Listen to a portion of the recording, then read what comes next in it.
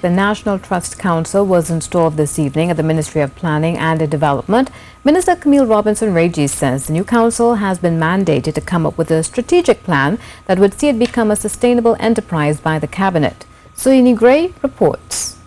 The new chair of the National Trust Council is Margaret McDowell.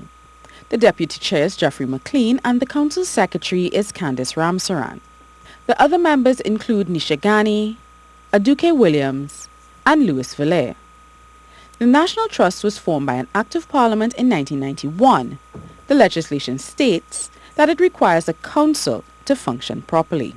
So there are certain elements of the role that cannot be properly constitutionally done unless a council has made the decision at a council meeting, or, for example, in the listing process.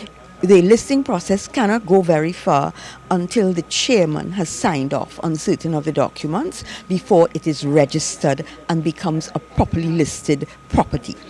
Minister Robinson-Regis was in high praise of the trust staff, who she said were pressured with a tremendous amount of work despite their small size.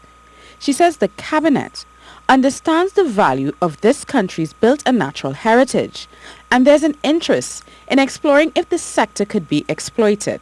The minister said international research suggests that the heritage economy is thriving. That is why Cabinet has mandated a new council to create a strategic plan that would plot their path to sustainability. The National Trust was also able to increase its own earnings from $45,000 in the fiscal year that ended in 2014 to $331,000 in fiscal 2016. And based on that success, the minister has a recommendation for the trust.